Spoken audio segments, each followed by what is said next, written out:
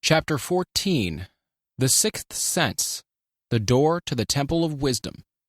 The 13th Step Toward Riches. The 13th principle is known as the sixth sense, through which infinite intelligence may and will communicate voluntarily without any effort from or demands by the individual. This principle is the apex of the philosophy. It can be assimilated, understood, and applied only by first mastering the other 12 principles. The sixth sense is that portion of the subconscious mind which has been referred to as the creative imagination. It has also been referred to as the receiving set through which ideas, plans, and thoughts flash into the mind. The flashes are sometimes called hunches or inspirations. The sixth sense defies description. It cannot be described to a man who has not mastered the other principles of this philosophy, because such a person has no knowledge and no experience with which the sixth sense may be compared. Understanding of the sixth sense comes only by meditation through mind development from within. The sixth sense probably is the medium of contact between the finite mind of man and infinite intelligence, and for this reason it is a mixture of both the mental and the spiritual. It is believed to be the point at which the mind of man contacts the universal mind. After you've mastered the principle described in this book, you will be prepared to accept as truth a statement which may otherwise be incredible to you. Namely, through the aid of the sixth sense, you'll be warned of impending dangers in time to avoid them, and notified of opportunities in time to embrace them. There comes to your aid, and to do your bidding with the development of the sixth sense, a guardian angel who will open to you at all times the door to the temple of wisdom. Whether or not this is a statement of truth you will never know, except by following the instructions described in the pages of this book or some similar method of procedure. The author is not a believer in nor an advocate of miracles, for the reason that he has enough knowledge of nature to understand that nature never deviates from her established laws. Some of her laws are so incomprehensible that they produce what appear to be miracles. The sixth sense comes as near to being a miracle as anything I have ever experienced, and it appears so only because I do not understand the method by which this principle is operated. This much the author does know, that there is a power or a first cause, or an intelligence which permeates every atom of matter, and embraces every unit of energy perceptible to man. That this infinite intelligence converts acorns into oak trees, causes water to flow downhill in response to the law of gravity, follows night with day and winter with summer, each maintaining its proper place and relationship to the other. This intelligence may, through the principles of this philosophy, be induced to aid in transmuting desires into concrete or material form. The author has this knowledge because he has experimented with it and has experienced it. Step by step, through the preceding chapters, you have been led to this, the first principle. If you have mastered each of the preceding principles, you are now prepared to accept, without being skeptical, the stupendous claims made here. If you have not mastered the other principles, you must do so before you may determine definitely whether or not the claims made in this chapter are fact or fiction. While I was passing through the age of hero worship, I found myself trying to imitate with those whom I admired.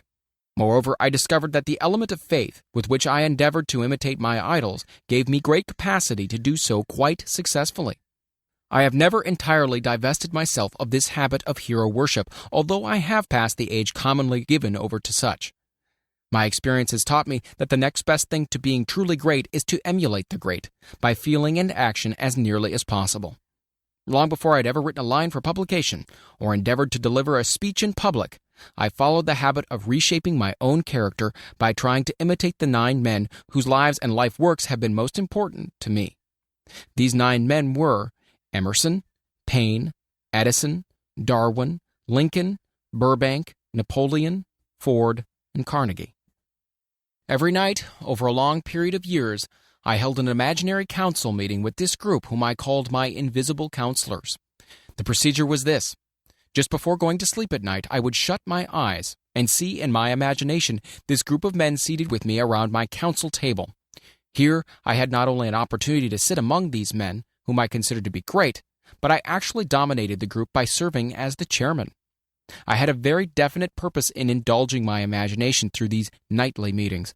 My purpose was to rebuild my own character so it would represent a composite of the characters of my imaginary counselors. Realizing as I did early in life that I had to overcome the handicap of birth in an environment of ignorance and superstition, I desperately assigned myself the task of voluntary rebirth through the method here described. Building character through autosuggestion. Being an earnest student of psychology, I knew, of course, that all men have become what they are because of their dominating thoughts and desires. I knew that every deeply seated desire has the effect of causing one to seek outward expression through which that desire may be transmuted into reality. I knew that self-suggestion is a powerful factor in building character, that it is, in fact, the sole principle through which character is builded. With this knowledge of the principles of mind operation, I was fairly well armed with the equipment needed in rebuilding my character. In these imaginary council meetings, I called on my cabinet members for the knowledge I wished each to contribute, addressing myself to each member in audible words as follows. Mr. Emerson, I desire to acquire from you the marvelous understanding of nature which distinguished your life. I ask that you make an impress upon my subconscious mind of whatever qualities you possessed, which enabled you to understand and adapt yourself to the laws of nature. I ask that you assist me in reaching and drawing upon whatever sources of knowledge are available to this end. Mr. Burbank, I request that you pass on to me the knowledge which enabled you to so harmonize the laws of nature that you caused the cactus to shed its thorns and become an edible food. Give me access to the knowledge which enabled you to make 2 blades of grass grow where but one grew before, and helped you to blend the coloring of the flowers with more splendor and harmony, for you alone have successfully gilded the lily. Napoleon, I desire to acquire from you, by emulation, the marvelous ability you possess to inspire men, and to arouse them to greater and more determined spirits of action. Also to acquire the spirit of enduring faith, which enabled you to turn defeat into victory and to surmount staggering obstacles. Emperor of fate, king of chance, man of destiny, I salute you.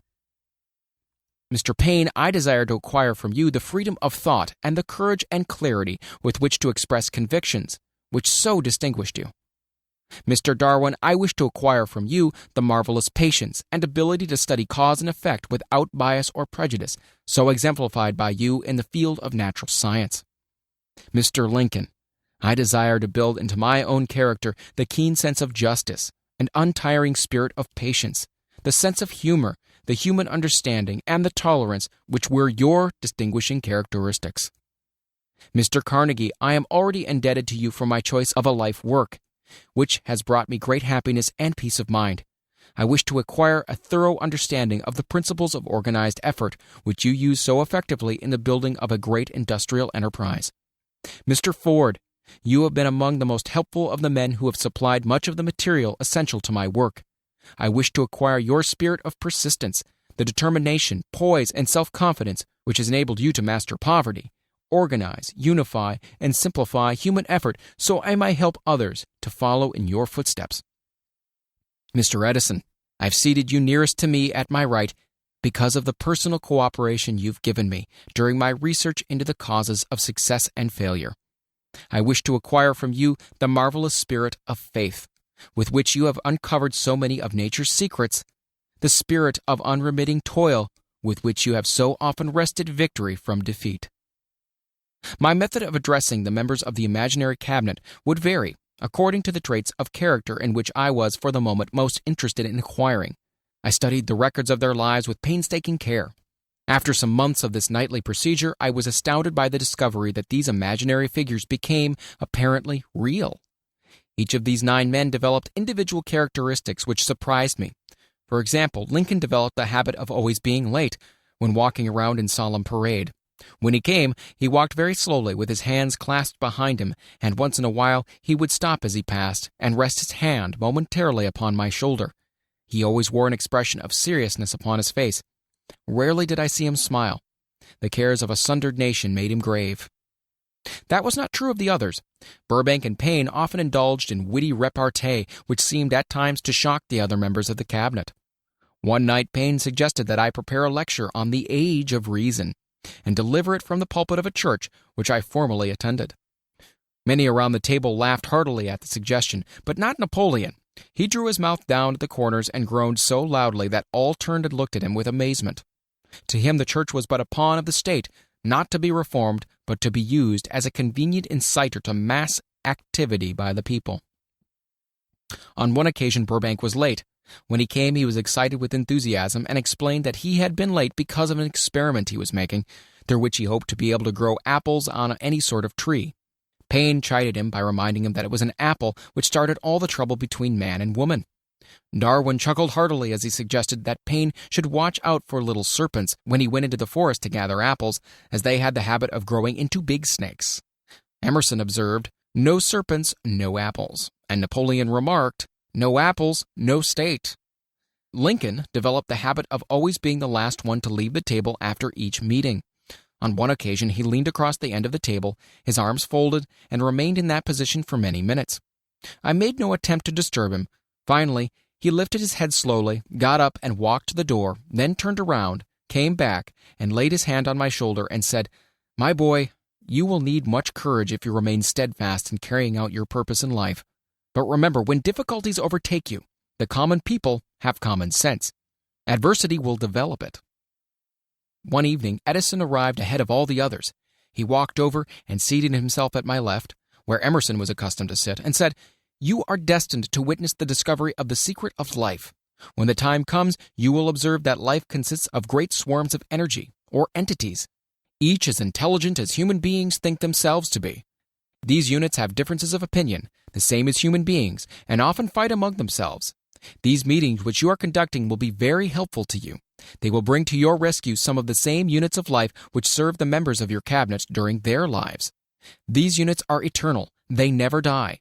Your own thoughts and desires serve as the magnet which attracts units of life from the great ocean of life that is out there.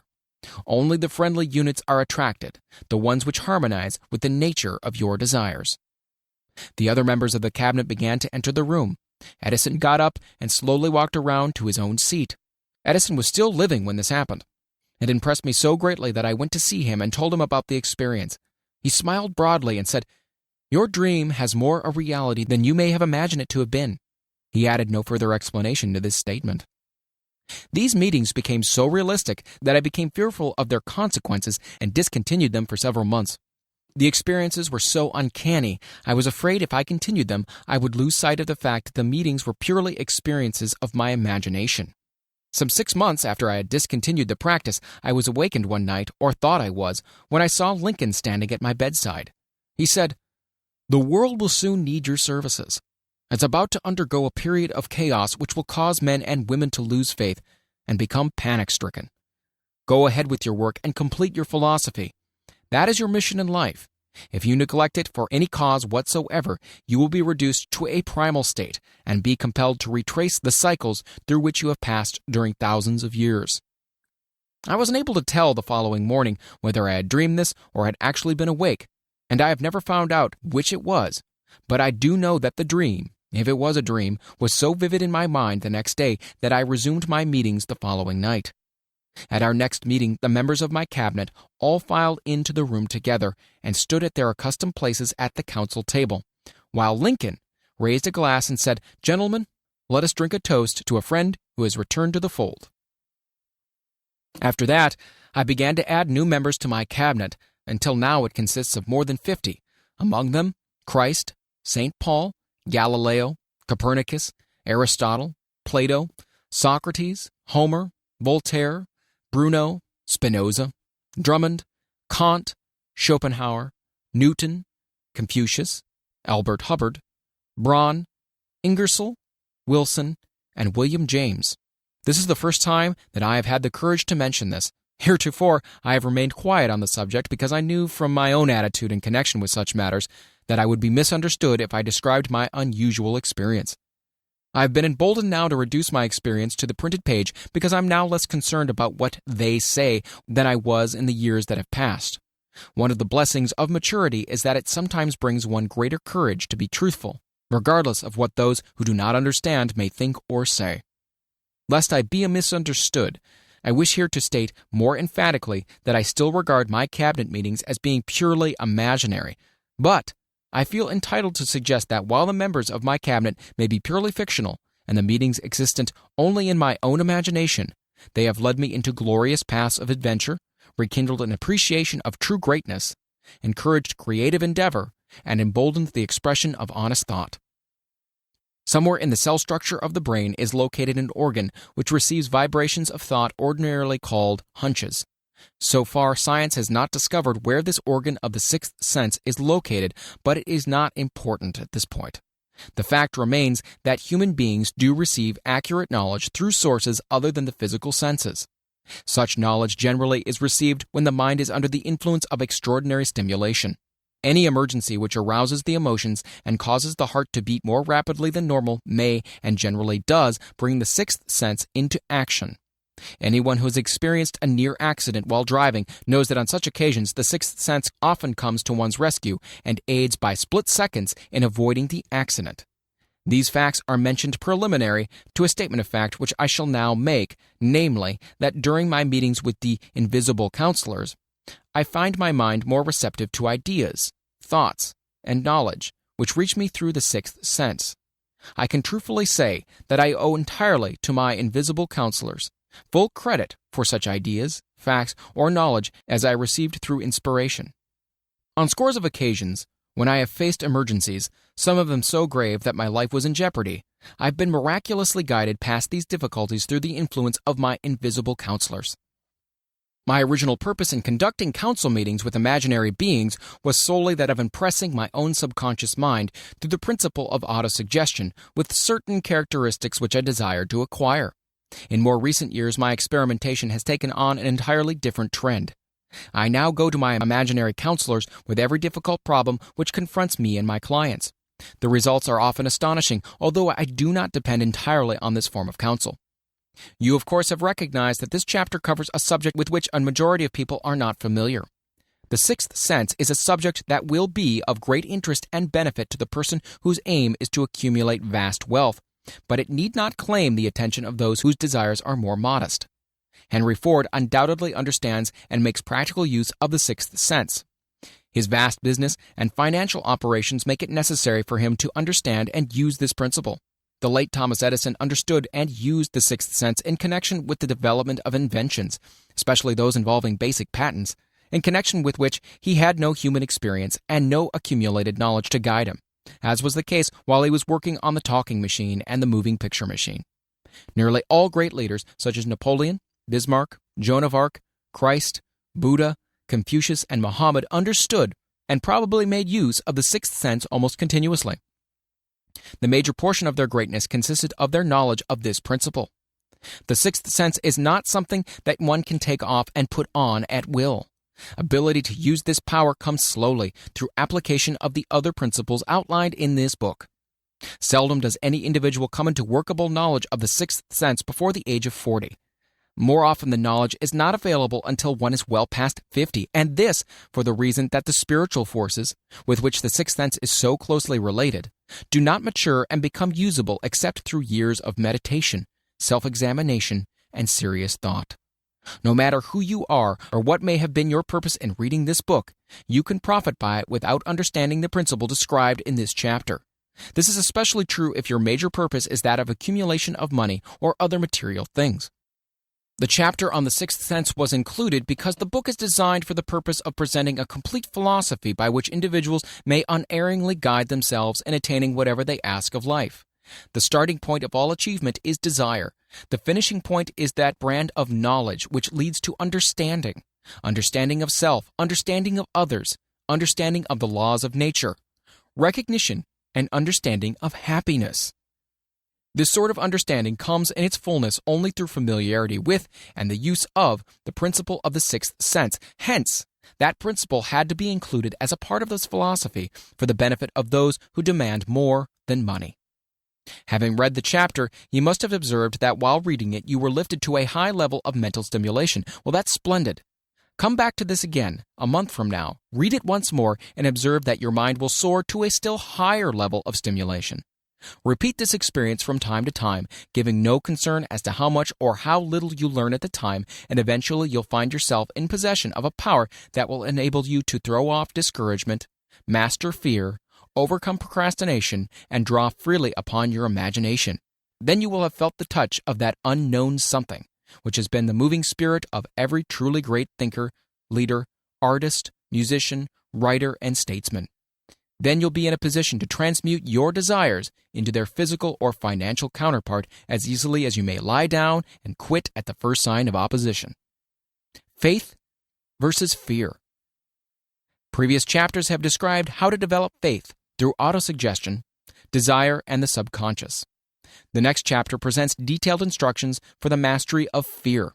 Here will be found a full description of the 6 fears which are the cause of all discouragement, timidity, procrastination, indifference, indecision, and the lack of ambition, self-reliance, initiative, self-control, and enthusiasm.